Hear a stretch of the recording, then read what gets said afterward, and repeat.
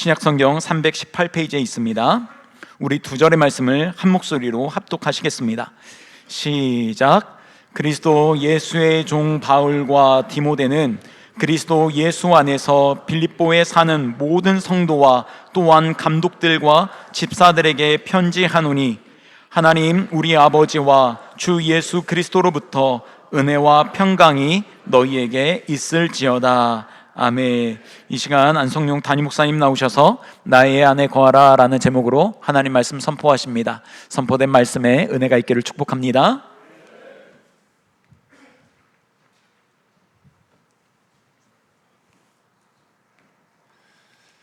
반갑습니다. 예수님을 알고 알게 하는 목자 안성용입니다. 여러분 은혜하세요? 우리 좌우로 한번 인사할까요? 은혜하세요.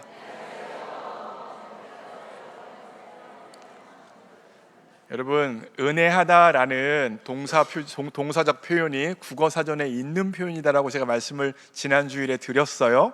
없는 말 만든 게 아닙니다. 있는 말인데 안 쓰던 말이라 좀 어색할 뿐입니다. 그런데 제가 은혜하다라는 말을 왜 쓰는지에 대한 명확한 의견이 명확한 설명이 있어야겠다라는 생각이 들어 설명을 드립니다. 첫 번째로 제가 은혜하세요라는 말을 쓰는 이유는 은혜가 아니면 우리는 안녕할 수 없는 사람이라는 사실을 고백하는 것입니다. 은혜 아니면 나는 안녕할 수 없는 존재입니다 라는 것을 인정하며 은혜하세요라고 인사하는 것이고, 그러니 우리 교회 성도님들과의 사귐의 자리에서, 만남의 자리에서 예배와 말씀에 대한 은혜 나누기부터 먼저 하자라는 차원에서 은혜하세요라고 인사를 하는 거예요.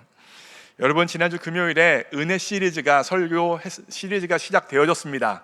뭘 나눴죠? 한량없는 은혜, 무비보셋에 대한 이야기를 했습니다. 저는 솔직히 이 설교 원고를 쓰면서 은혜를 굉장히 많이 받았어요. 몰랐죠? 특별히 마지막 부분에 찰스 스윈돌 목사님의 했던 걸 제가 각색하면서 주기철 목사님과 손영원 목사님의 이야기를 넣었는데, 원고를 쓰면서도 제가 얼마나 울면서 기도했는지 몰라요. 아, 이게 목사지. 나는 이렇게 못하는데 내가 그 자리에 있으면 이렇게 할 수 있을까? 나는 못할 것 같은데.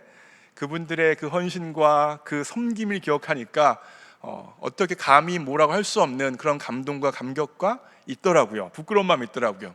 그런데 그런 날을 하나님께서 주기철 목사님, 손영원 목사님과 함께 동일한 자리에 동일한 선상에서 왕의 식탁으로 불러주신다잖아요.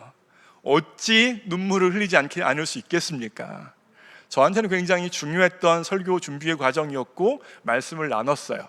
그런데 여러분들은 은혜를 나누셨습니까? 은혜 나누셨어요, 주변에? 앞으로 우리 교회 예배와 특별히 말씀에 대한 것을 꼭 은혜를 나누길 원합니다. 그런 차원에서 은혜하세요라고 인사하는 거예요. 내가 하나님께 받은 은혜를 나누고 있나 점검하라는 거죠. 이 말을 함을 통하여서. 여러분, 구약 성경에서 이스라엘이 왜 망했습니까? 하나님의 은혜를 기억하지 못해서 망했습니다. 구약 성경을 꼼꼼하게 읽어보시면 하나님께서는 계속해서 출애굽의 은혜를 기억하라고 이스라엘 백성들에게 말씀하여 주십니다. 신명기 15장 15절 말씀 보시면, 너는 애굽 땅에서 종 되었던 것과 내 하나님 여호와께서 너를 속량하셨음을 기억하라 라고 이야기하고 있어요. 뭘 하라고요? 기억하라. 은혜를 기억하라는 것입니다.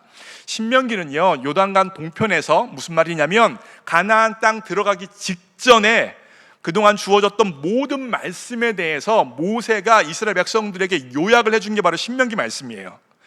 전체적인 말씀을 다 요약하면서 가나안 땅 들어가기 전에, 약속의 땅 들어가기 전에 그 말씀을 다 요약한 게 바로 신명기 말씀인데, 그때 기억하라는 이야기를 신명기에서 최소한 16번 이야기하고 있어요.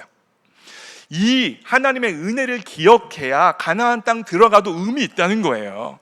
은혜를 기억하지 아니하면 가나안 땅에 들어갔지만, 풍요로운 땅에 들어갔지만, 약속의 땅에 들어갔지만 오히려 더 망할 수 있다는 겁니다.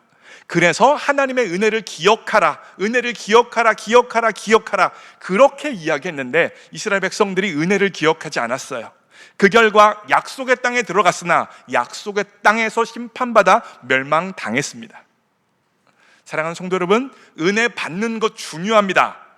무엇보다 중요하죠. 그런데 그것만큼, 아니 그것보다 더 중요한 게 있습니다. 은혜를 기억하는 것입니다. 은혜 가운데 머무는 거예요. 은혜를 기억하여 은혜 가운데 머물러야 약속의 땅에 들어가서도 의미가 있는 것입니다. 이스라엘 백성은 약속의 땅에 들어가서 망했다니까요.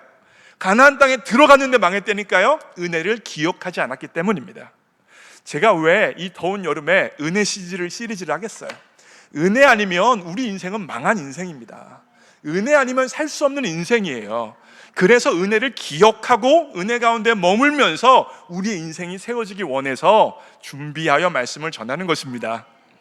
입에 익숙하지 않지만 은혜하세요라는 인사를 통하여서 은혜를 기억할 수 있기를 원합니다. 은혜 가운데 머물기를 원합니다. 은혜를 나누는 삶이 되어지기를 원합니다. 저는 여러분한테 좋은 것만 주고 싶어요.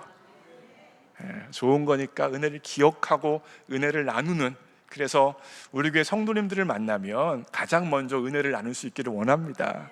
그날 묵상했던 은혜를 나누고, 찬양에서 받은 은혜를 나누고, 예배 가운데 나에게 다가오셨던 하나님의 은혜를 나누고, 말씀 가운데 깨달아진 것부터 나누자는 거예요. 하실 줄 믿어요. 오늘부터 제가 빌립보서 강해를 하려고 합니다. 룻기가 남았는데 왜 빌립보서냐? 이유가 다 있어요. 제가 빌립보서 강해를 조금 하다가 마지막으로 룻기 강해할 때 왜 이렇게 했는지 알려드릴게요. 빌립보서는 제가 참 좋아하는 바울 서신입니다. 제가 2011년 8월 16일에 미국 유학을 떠났습니다. 이제 좀 있으면 13주년이에요. 지금 이제 8월, 오늘이 4일이니까 8월 16일 되면 13년 전에 떠난 거죠. 제가 유학을 간 학교가 그러니까 원어를 중심으로 성경을 잘 가르치는 하나였던 고든 코넬이라는 학교인데, 그 학교에서 제가 전공했던 과정이, 석사 과정이 바로 성서 언어학 석사 과정이었어요. 무슨 말이냐? 히브리어, 헬라어, 아람어를 가지고 성경을 연구하는 과정이 들어갔습니다.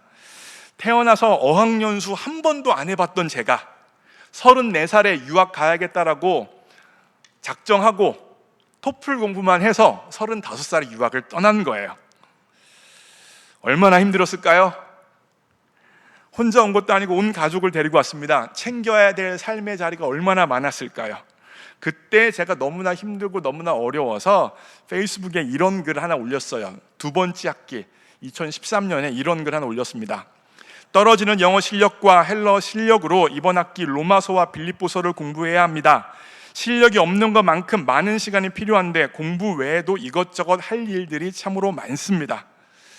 빌립보서는 그나마 4장이라 할 수 있을 것 같은데 로마서는 16장까지라 무척 부담스럽습니다. PhD 생각 없으니까 할 수 있는 것을 최선을 다해서 해보려고 합니다. 지금의 이 허걱거림이 제 영혼을 소생케 하고 제 양들을 살리는 양약이 될 것이라는 소망 가운데 잘 견디어 봐야겠습니다. 소망 가운데 견디다 보면 그날이 오겠지요. 그날이 왔지요. 그날이 와서 지금 제가 여러분 앞에 서서 빌립보 그때 연구하고 그때 묵상하고 그때 은혜 받았던 말씀을 나누고 있잖아요. 그날이 옵니다. 어려웠고 힘들었어요. 이게 두 번째 학기 때 썼던 것이고, 그 다음에 이제 제가 석사 과정을 5학기를 했어요. 마지막 학기 때가 제일 어려웠어요. 왜냐하면 그동안 5학기 동안 헬라어, 히브리어 가지고 성경을 연구했는데 마지막 난이도는 계속 올라가는 거거든요. 마지막에 그냥 고급 과정으로 히브리어와 헬라어랑 그거 가지고 강의하는 걸 들었는데 할 공부가 너무 많아서 물리적 시간 자체가 부족한 거예요. 그때 썼던 게, 마지막 학기 때 썼던 게 바로 이거예요. 하나님을 사랑하는 내 마음을 히브리어와 헬라어 공부하는 것으로 표현해야겠다. 아무리 할 공부가 많아도 난 그것보다 더 주님을 사랑한다. 그러니 난 할 수 있다. 그리고 했어요. 했다고요? 못했다고요? 했어요. 주님 더 사랑하니까 난 할 수 있다. 그리고 나서 했고, 그 결과 오늘 이렇게 서서 여러분들에게 설교를 하는 사람이 되어졌습니다. 감사하네요. 참 옛날 생각하니까. 이 빌립보서 강해를 제가 준비하면서 참고한 책들이 있는데 주로 4권의 책을 참고했어요. 사진 한번 보여주시면 맨 왼쪽 그 다음 거요? 이건 제가 헬러 번역했던 옛날 노트예요. 맨 왼쪽 위에 게 홍성철 교수님 책이고 그 오른쪽이 카일 아이들만이라고 나로펜 쓴 사람 책입니다. 이게 설교집이고요. 아래 2개는 왼쪽 게 D.A. 칼슨이라고 현존하는 최고의 신약학자 중에 한 명이 쓴 책이고 오른쪽은 월터 헨슨이라고 제가 빌립보서를 그 당시에 공부할 때 썼던 주 교재예요. 이 4권의 책을 주로 참고했고 그리고 2012년에 제가 묵상하면서 연구했던 걸 기반으로 또 제 삶의 것을 기반으로 해서 이 빌립보서 강해를 쭉 할 거예요. 그런데 그 중에서도 오늘 본문은요 빌립보서 1장 1, 2절인데 사실 이 본문을 가지고 제가 여러분들한테 한번 설교한 적이 있습니다. 기억나세요? 감사합니다. 아무도 기억 못하는군요. 역시 제가 작년 4월 16일 날 여러분한테 온라인으로 한 첫 설교 있죠? 그때 제가 이 본문 가지고 설교했어요. 그래서 오늘 설교 앞부분에 본문 설명할 때는 동일해요. 그런데 뒷부분에 풀어가는 내용은 다른 방식으로 제가 오늘 설교를 풀어갈 예정이에요. 그래서 예전에 작년 4월 16일 날 한 것도 한번 나중에 한번 봐보세요. 얼마나 다르게 풀었나. 자, 1장 1절 말씀만 한번 읽도록 하겠습니다. 읽습니다. 시작. 그리스도 예수의 종 바울과 디모데는 그리스도 예수 안에서 빌립보에 사는 모든 성도와 또한 감독들과 집사들에게 편지하노니. 자, 보세요. 본문 말씀 잘 보시면 바울이 시작하면서 빌립보 교회 성도들한테 뭐라고 말하냐면 그리스도 예수 안에서 빌립보에 사는 모든 성도래요. 잘 보세요. 지금 빌립보 성도들이 어디에 있는 거예요? 빌립보에 있어요. 그런데 빌립보에만 있습니까? 아니에요. 예수 그리스도 안에 있습니다. 이게 헬라어 원어로 보면 명확하게 나타나요. 근데 한국말로 보면 조금 잘 나타나지 않아요. 영어 성경도 보시면 In Christ Jesus at Philippi예요. 무슨 말이에요? in이랑 at이란 전치사를 썼는데 헬라어로는 동일한 전치사 at을 썼습니다. 안에라는 뜻이에요. 그러니까 빌립보 교회 성도들은 지금 빌립보에 있고 동시에 그리스도 안에 있다고 사도 바울이 1장 1절을 통하여서 이야기하고 있는 것입니다. 이걸 우리식으로 설명을 드려요. 여러분이 지금 부평 새빛교회에 계신다는 것을 알고 계십니까? 새빛교회 예배당에 앉아 계신 걸 알고 계세요? 그와 동일하게 여러분과 저는 예수 그리스도 안에 있습니다. 예수 그리스도 품 안에 있습니다. 예수 그리스도께 속해 있습니다. 내가 지금 부평에 있는 것을 인정한다면 내가 지금 동시에 그리스도 안에 있다는 것도 실감나게 인정해야 한다는 것입니다. 사랑하는 성도 여러분, 우리가 하나님 가운데 거하고 있다는 것을 인식하는 것은 굉장히 중요합니다. 구약 성경에 보면 이스라엘 백성들은요 이집트를 떠나서 팔레스타인, 다시 말하면 가나안 땅, 약속의 땅까지 걸어갔어야 했습니다. 그 길은 광야길이었고 사막길이었습니다. 누구에게나 버겁고 힘들고 어려운 길입니다. 덥고 춥고 먹지도 못하고 씻지도 못하는 길입니다. 불편합니다. 버겁습니다. 괴로운 삶이에요. 이 상황에서 이스라엘 백성들의 현실 인식은 분명했어요. 나는 광야에 있다. 나는 사막에 있다. 나는 황무지에 있다라는 현실 인식을 정확히 했습니다. 그렇기에 그들의 삶의 자리에서 끊임없이 나왔던 것은 아픔과 고통과 버거움 가운데 죽겠네, 배고파 죽겠네, 더워 죽겠네 많이 하셨죠? 더워 죽겠네, 습해서 죽겠네, 계속해서 현실 인식에 의한 죽겠다는 이야기만 하며 살았습니다. 그런데 이런 이스라엘 백성과 다른 시각을 가졌던 한 사람이 있는데 바로 모세예요.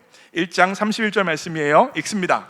시작. 광야에서도 너희가 당하였거니와 사람이 자기의 아들을 아는 것 같이 너희의 하나님 여호와께서 너희가 걸어온 길에서 너희를 아느사 이곳까지 이르게 하셨느니라. 신명기 말씀은 광야를 다 지나고 가나안 땅 들어가기 전에 요단강 동편에서 주신 말씀이라고 했죠. 지금 모세가 그 요단강 동편에 와서 지금 요약을 하고 있는 거예요. 광야에서 도예요. 이스라엘 백성들은 광야에서는 그냥 광야일 뿐이었는데 모세는 광야에서도 너희는 하나님 품 안에 있었다. 하나님이 너희를 안으사 요단강 동편까지 올 수 있도록 만들어 주셨다라고 이야기하고 있는 것입니다. 여러분 생각해 보세요. 이스라엘 백성은 광야를 겪었는데 모세는 광야를 겪지 않고 구름 타고 요단강 동편까지 왔습니까? 이스라엘 백성들은 만나와 메추라기 먹었는데 모세는 샌드위치 먹고 스테이크 먹으면서 왔습니까? 아니에요. 똑같은 환경에서 똑같은 것을 먹으면서 똑같은 길을 걸었는데 이스라엘 백성은 광야를 광야라고만 이야기했고 모세는 광야에서도 하나님 품이었다고 이야기하고 있는 것입니다. 여러분 솔직히 생각해 보세요. 모세가 어려웠을까요? 이스라엘 백성이 어려웠을까요? 모세가 어렵죠. 출애굽했을 때 남자만 60만 명이에요. 여자랑 아이들까지 치면 200만 명 이상은 됐을 것입니다. 200만 명 이상이 되는 사람들을 끌고 가는 리더로서 살아가는 삶, 그리고 그 200만 명이나 되는 사람이 끊임없이 불평하고 어렵다고 말하고 힘들다고 말하고 죽겠다고 말하는 걸 들어주면서 문제를 해결하는 삶을 모세가 살았어요. 모세가 더 힘들었을 것입니다. 새벽교회에서 누가 제일 힘들까요? 새벽교회에서 누가 제일 힘들까요? 제가 제일 힘들어요. 가끔가다 이제 교회에서 목원으로 계시다가 목자를 하시는 분들이 계세요.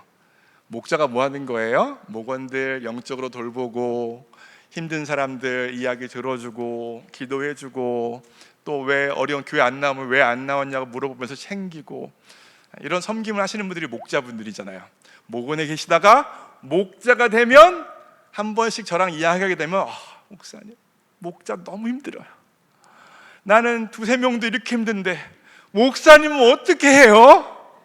라고 이야기하는 거예요. 그러면 제가 그 얘기 들을 땐 집사님, 권사님, 장로님 수고 많으십니다 라고 말을 하지만 속으로 아이 꽃이다. 이제 알았나? 얼마나 힘든지. 그냥 대하면 쉽지만 그 사람을 사랑하고 그 사람의 영혼을 돌보고 그 사람을 주님께로 인도하고자 하는 마음을 먹고 대하면, 사람을 영적으로 대하면 굉장히 어려운 게 목자의 자리이고 사역자의 자리예요. 모세 혼자 200만 명이나 되는 사람을 광야에서 불평하고 원망하고 죽겠다는 사람들을 그 광야에서 끌어가지고 요단강 동편까지 갔는데 얼마나 어려웠겠어요. 가장 힘든 사람은 모세예요. 가장 어려웠던 사람은 모세예요. 가장 버거웠던 사람은 모세예요. 그런데 모세는 그 광야 생활을 요약하면서 하나님 품 안이었다. 하나님 안에 거했다. 하나님이 나를 안으사 광야에서도 여기까지 인도해 주셨다라고 감사와 기쁨에 찬 고백을 하는데, 훨씬 더 편했던 이스라엘 백성들은 죽겠다, 못 살겠다, 힘들다, 왜 이렇게 됐냐라고 원통해하고 원망해하다가 죽어버렸다는 거 아닙니까? 여러분 혹시 캥거루 케어라는 말을 들어보셨어요? 들어보신 분들도 계실 텐데, 예정일보다 일찍 태어나는 갓난 아이를 부모가 앞가슴에 안는 것을 캥거루 케어라고 해요. 그래서 아이의 살과 부모의 살이 맞대는 것입니다. 세브란스 소아청소년과 이순만 교수가 연구했는데, 그 결과에 의하면 캥거루 케어를 받은 미숙아는요, 캥거루 케어를 받지 않은 아이와 비교했을 때 미숙아로서 병원에 입원하는 횟수가 14.3일이 적었대요. 뿐만 아니라 캥거루 케어를 받았던 아이는요, 체중이 140g이 더 증가했다라고 이야기하고 있어요. 무슨 말입니까? 아이를 안아주기만 해도 미숙아였던 아이가 육체적으로 회복이 되어진다는 거예요. 더욱더 살아난다는 것입니다. 그게 바로 안아줌의 역사, 안아줌의 효과인 거예요. 여러분, 캥거루 케어는 이순만 교수님이 연구해서 내온 결과 중에 하나인데, 그냥 상식적인 차원에서도 우리 얼마든지 이해할 수 있어요. 어렸을 때 부모님이 사랑한다고 말하면서 잘 안아줬던 아이가 있고 전혀 안아주지 않은 아이가 있어요. 어떤 아이가 안정감을 가지며 자라날 수 있을까요? 안아줬던 아이예요. 부모가 어렸을 때부터 안아주고 어렸을 때부터 사랑을 표현해줬던 아이가 더욱더 안정감을 가지고 자라난다는 것은 당연한 거예요.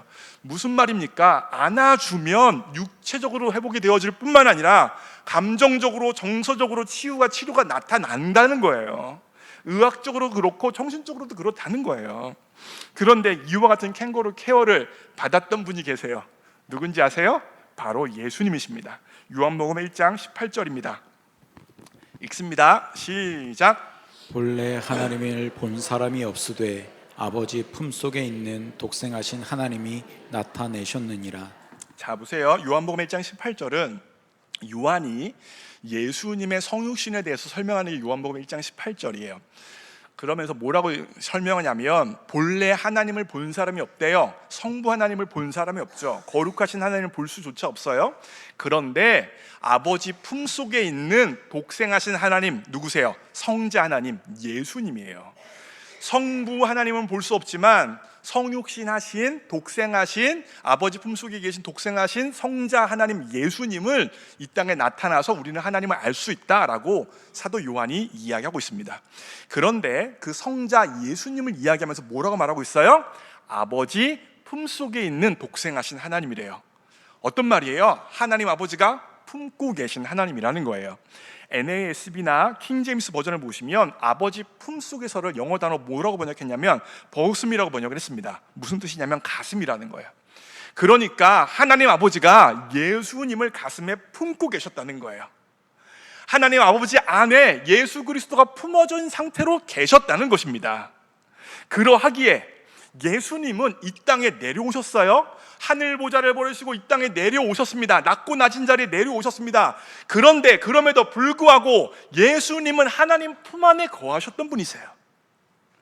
예수님이 하늘 보좌를 버리시고 이 땅에 내려오셔서 얼마나 힘드셨을까요? 얼마나 어려우셨을까요? 버거우셨을까요?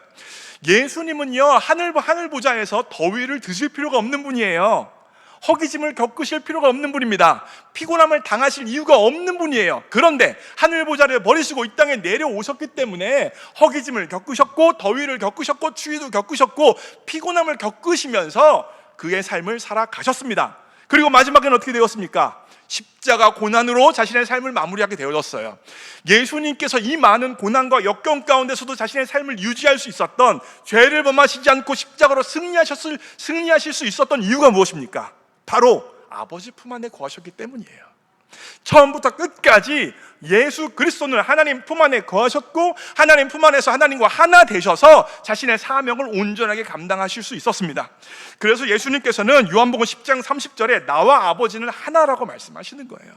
처음부터 끝까지 하나님 품 안에 거하시면서 이 땅에서 사명을 감당하셨기 때문입니다. 사랑하는 새빛가족 여러분, 지금 처해 있는 상황과 환경 가운데 좌절하지 마시기를 바랍니다. 우리는 하나님 안에 있습니다. 내가 어떤 형편 가운데 있느냐보다 훨씬 중요한 것은 내가 하나님 안에 있다라는 인식입니다. 제가 이걸 짧게 한 문장으로 말씀드려요. 상황보다는 소속이 중요합니다. 뭐가 중요하다고요? 상황보다는 소속이 중요한 거예요. 내가 어느 환경에 놓여져 있느냐가 중요한 게 아니라 내가 주께 속했다는 것이 더 중요한 거예요.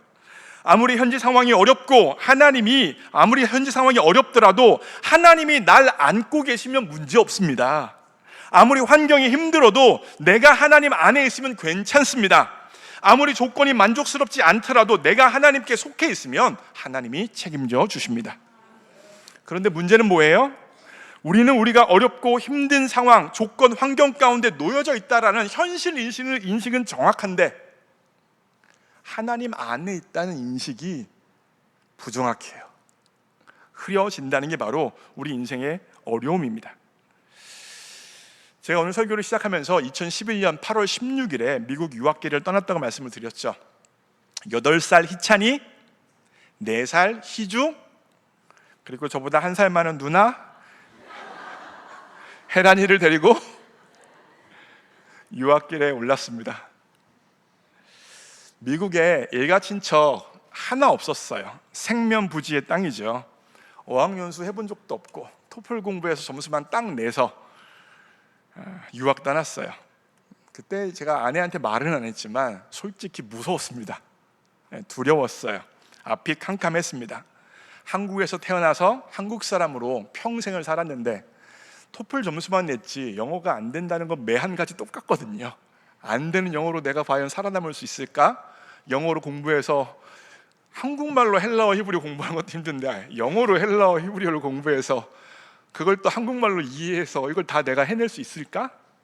두려웠어요. 걱정이 되었습니다. 그런데요, 한국은 떠나지만 제가 떠나지 않는 건 한 가지가 있었습니다. 무엇일까요? 하나님 품 안은 떠나지 않았어요. 한국은 분명 떠났습니다. 익숙한 환경에서 익숙하지 않은 환경으로 나아갔습니다. 그럼에도 불구하고 저는 하나님 품 안에 있었습니다. 제가 유학 중에 빌립보서 1장 1절을 묵상하면서 얼마나 큰 위로와 격려를 받았는지 몰라요. 아, 나는 미국에만 있는 게 아니라 여전히 하나님 안에 있구나. 하나님의 계획 안에 있구나. 하나님 품 안에 나는 있는 거구나. 내가 지금 영어 때문에 숨 막히고 공부 못하는 숨 막히는 어려움 가운데 있고 스트레스 가운데 있긴 한데 그럼에도 불구하고 나는 하나님 품 안에 있고 하나님 안에 거하고 있고 내 인생이 주께 속했구나. 내 인생이 주께 속했으니 하나님께서 내 인생 책임져 주시겠구나. 이 빌립보서 1장 1절을 그때 묵상하면서 이 은혜가 제 마음에 확 다가오니까 영어 못해도 괜찮더라고요. 헬라어 못해도 괜찮더라고요. 하나님 안에 있으니까 괜찮더라고요. 사랑하는 새빛가족 여러분, 인생을 살아가는 방식 두 가지가 있습니다. 하나는 환경 가운데서만 살아가는 사람이 있어요. 그 환경 가운데만 머물러 있는 사람이 있습니다. 환경의 감옥에 갇혀 있는 사람이 있어요. 그러니 그 어려운 환경에서 계속 어렵다, 힘들다, 버겁다, 불평하고 원망하고 이럴 수 있냐라고 이야기하면서 살아갈 것입니다. 환경 안에만 있기 때문에, 환경에 갇혀 있기 때문에 그렇습니다. 이게 바로 한 가지 방식이라면 다른 한 가지 방식이 있습니다. 환경 안에 있는 거 분명합니다. 그런데 나는 주님 안에 있다, 인정하는 사람이 있어요. 주님이 나를 품고 있다, 나는 주께 속했다라는 것을 인정하고 살아가는 사람이 있습니다. 환경은 바뀌지 않았어요. 여전히 어렵습니다. 인생은 누구에게나 다 어려운 거예요. 다 버거운 것입니다. 그런데 그 사람은 앞을 봐도 어렵고 좌우를 봐도 어렵지만 하늘이 열려 있고 감옥에 갇혀 있지 않기 때문에 나를 품고 계신 하나님이 보이고 내가 하나님께 속해 있다는 것이 보이기 때문에 담대하게 나아갈 수 있는 것입니다. 오늘 결단 찬양으로 제가 나의 안에 거하라는 찬양을 골랐습니다. 가사 한번 보여주시면, 주님께서 말씀하시는 것 투로 이 가사를 썼어요. 나의 안에 거하라, 하나님이 말씀하시는데 오늘 설교를 빗대어서 설명을 풀어서 말씀드리면 네가 내 안에 있다는 것을 인정해라, 하나님이 말씀해 주시는 거예요. 네가 내 안에 있어, 그걸 인정해. 힘들어, 어려워, 버거워, 숨 막히니 환경에만 있다고 생각해서 그래. 내 안에 있다는 것을 인정해봐. 내가 너를 품고 있다는 것을 고백해봐 라고 하나님이 말씀하십니다. 그리고 후렴 부분에서 뭐라고 말씀하세요? 너는 누구 것입니까? 반주할 분 반주 가주세요. 네, 이거 준비해 주셔야죠. 제가 죄송해요. 후렴 부분에서 뭐가 나와요? 너는 누구 것입니까? 내 것이에요. 너는 내 것이다, 나에게 속했다, 주님께서 말씀하여 주십니다. 이와 같은 신앙의 고백으로 하나님의 음성으로 이 찬양을 함께 부르겠습니다.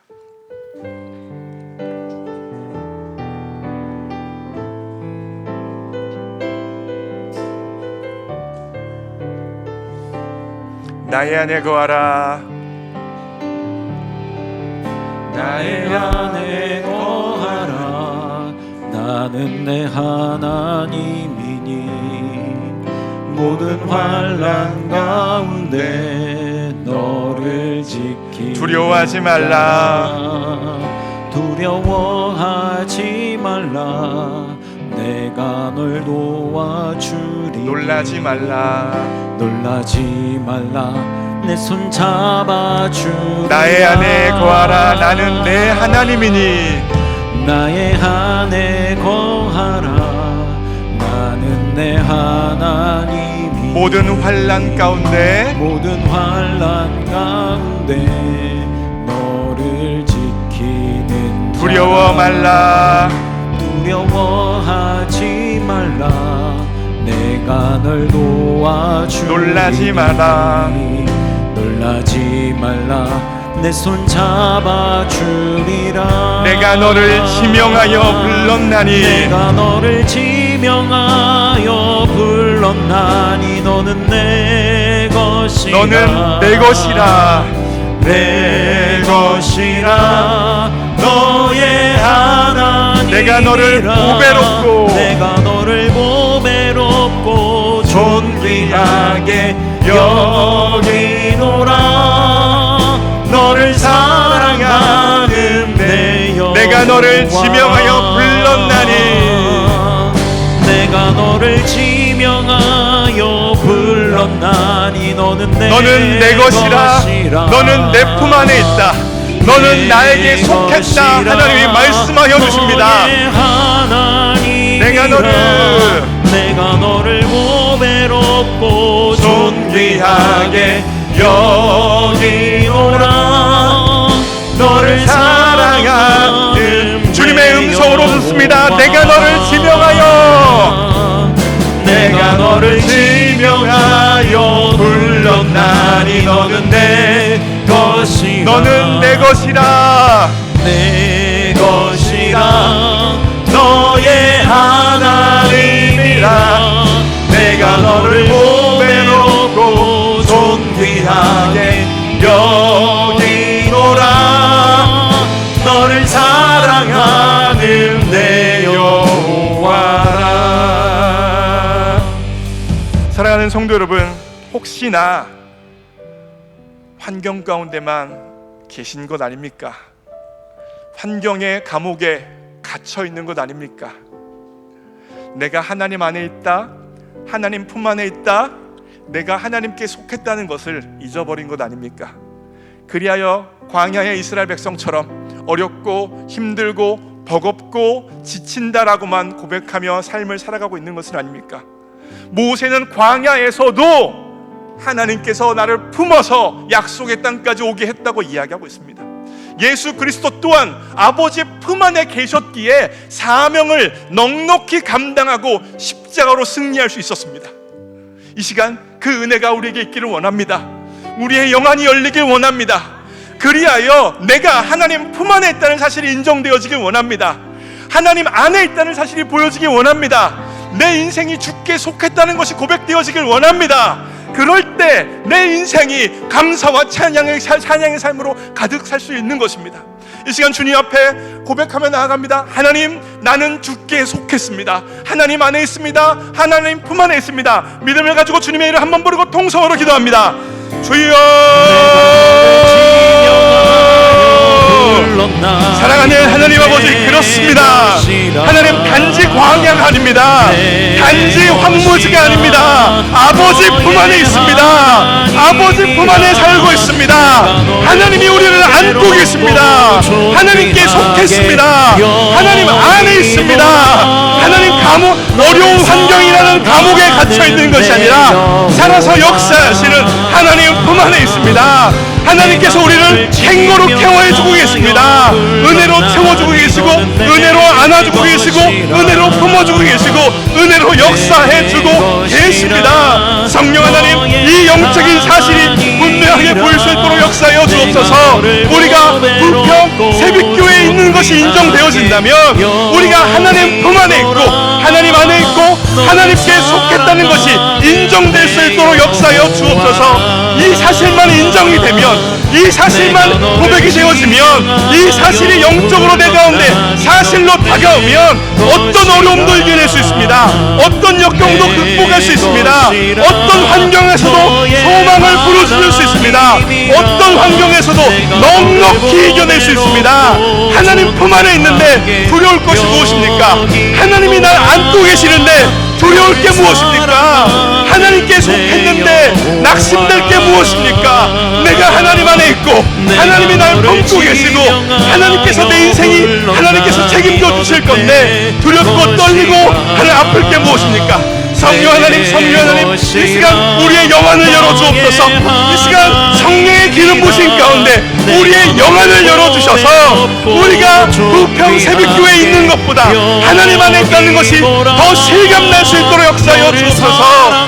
우리가 새벽교회에 있는 것처럼 하나님 품 안에 있다는 것이 예수님이 하나님의 품 안에 계셨던 것처럼, 하나님 모세가 하나님의 품 안에 있었던 것처럼, 그리하여 넉넉히 사명을 감당했던 것처럼 우리 또한 하나님 품 안에 있음을 인정하게 하여 주시고, 하나님이 우리를 안고 계시는지 보여지게 하여 주시고, 우리의 인생이 환경에 속한 것이 아니라 주께 속했음을 고백되어질 수 있도록 역사하여 주옵소서. 성령이여, 성령이여, 성령이여, 하나님 품 안에 있는 인생이라는 것이 고백되어지고 인정되어지고 느껴질 수 있도록 도와주옵소서. 환경에만 있는 것이 아니라, 아픈 환경에 있는 것이 아니라, 광야에만 머물러 있는 인생이 아니라 하나님 품 안에 있습니다. 광야에서도 하나님 품 안에 있습니다. 하나님 품 안에 있습니다. 하나님이 안고 계십니다. 주님 안에 있습니다. 성령이여, 성령 인도하여 주옵소서. 하나님 도와주십시오. 인도하여 주옵소서. 사랑하는 성도 여러분, 혹시나 하나님 품 안에 있다는 것은 교류적으로는 알겠는데, 지식적으로는 알겠는데, 하나님의 일하심이 보이지 않고 하나님의 일하심이 느껴지지 않아서 낭망하고 절망하고 계신 분이 이 자리에 계십니까? 그렇다면 오늘 이 말씀 여러분을 살리시려고 하나님께서 2012년부터 준비해 주신 말씀이라는 사실을 기억하기를 원합니다. 여러분이 안성령 목사를 알기도 전에, 제가 여러분을 알기도 전에 하나님께서 이 말씀을 저에게 주셨고, 이 말씀으로 저를 감동시켜 주셨고, 이 말씀으로 힘겨운 유학생활을 버티게 해주셨고, 이 말씀 붙잡고 살아내게 해주셨습니다. 그리고 그 말씀을 여러분을 살리기 위해서 오늘 전할 수 있도록 만들어 주셨습니다. 여러분이 느끼기도 전에 안성령 목사를 준비시켜 주셨던 하나님이 오늘 이 말씀 듣게 해 주셨다는 것입니다. 마찬가지예요. 지금 여러분이 느끼시지도 못하고 알지도 못하지만 하나님께서는 어디선가 여러분의 인생에 보아스를 준비하고 계십니다. 여러분의 인생에 보아스를 훈련시켜주고 계십니다. 그리고 만나게 해주실 것이고 하나님의 역사를 이루어내실 것입니다. 지금 느껴지지 않더라도, 보여지지 않더라도 우리 하나님은 일하시는 하나님이십니다. 그래서 이 시간 한 번 더 기도할 때 하나님이 일하고 계심을 믿습니다. 하나님이 역사하시는 줄 믿습니다. 내가 느낄 수 없고 볼 수 없고 알 수 없지만 하나님은 내 인생의 보아스를 준비시키시고 훈련시키시고 가장 적절할 때에 만나게 하실 하나님이심을 믿습니다. 하나님의 일하심을 인정하지 못하는 이 믿음 없는 나를 불쌍히 여기시사 믿음을 허락하여 주옵소서. 주님의 이름 한 번 더 부르고 통성으로 기도합니다. 주여, 사랑하는 하나님, 그렇습니다. 하나님께서는 일하시는 하나님이십니다. 하나님께서는 역사하시는 하나님이십니다. 하나님께서 이 말씀을 2012년에 안성용 목사를 깨닫게 하시고 안성용 목사를 이 말씀 붙들고 살아나게 하셨고, 이 말씀을 가지고 안성용 목사에게 준비시켜 주셔서 오늘 2024년 8월에 이 말씀 들어야 할 영혼들에게 듣게 하여 주시는 것입니다. 하나님, 우리 새벽교회 성도들이 안성용 목사를 알기도 전에 안성용 목사에게 은혜 주시고 준비시켜 주셔서 오늘 이 말씀 들어야 될 영혼들에게 듣게 해주신 하나님이시라면 지금 또한 하나님께서 내 인생의 보아스를 준비하여 주시고 일하여 주시는 줄 믿습니다. 하나님의 일하심이 지금 느껴지지 않고 하나님의 역사하심이 지금 만져지지 않지만 하나님은 내 인생의 보아스를 준비하시는 하나님, 내 인생의 보아스를 만들어 계신 하나님이심을 인정할 수 있도록 역사하여 주옵소서. 하나님께서는 그렇게 일하시는 분이십니다. 나는 모르지만, 나는 느낄 수 없지만 하나님은 은혜로 일하고 계십니다. 하나님은 은혜로 역사하고 계십니다. 하나님은 은혜 가운데 우리 인생을 감찰하고 계십니다. 하나님은 우리 인생 가운데 우리 인생을 품고 계십니다. 그 하나님을 인정하고 그 하나님을 바라보고 그 하나님의 일하심 앞에 아멘하며 기다릴 수 있도록 역사하여 주옵소서. 하나님 하나님 안에 있는 우리 인생, 주께 속한 인생, 주께 붙들는 인생입니다. 주님께서 일하고 계시고 가장 적절할 때에 가장 아름답게 보아스를 허락해 주셔서 당신의 역사를 이루실 줄 믿습니다. 그 하나님을 바라보고 그 하나님 앞에 나아가는 거룩한 새벽 될 수 있도록 성령이 인도하여 주옵소서. 낭망하지 않고 절망하지 않고 하나님의 일하심을 신뢰할 수 있도록 도와주옵소서. 하나님 도와주옵소서. 사랑하는 하나님 아버지, 우리가 2024년 8월 4일 새벽교회에 있는 것처럼 우리는 하나님 안에 있습니다. 하나님 품 안에 있습니다. 하나님께 속했습니다. 그리고 하나님 안에 있기에 하나님께서 책임져 주십니다. 내 능력과 내 잘함으로 내 인생이 결정나는 것이 아니라 하나님의 은혜가 내 인생을 이끌어 간다는 사실을 인정합니다. 주님, 믿음을 허락하여 주옵소서. 하나님의 일하심이 보이지 않고 하나님의 일하심이 느껴지지 않는 그 순간에도 하나님은 일하고 계십니다. 하나님은 우리 인생의 보아스를 준비하고 계십니다. 우리 인생의 보아스를 다듬으시고 훈련시키시고 새롭게 만드시고 가장 적절할 때에 우리를 만날 수 있도록 일하여 주시는 하나님이십니다.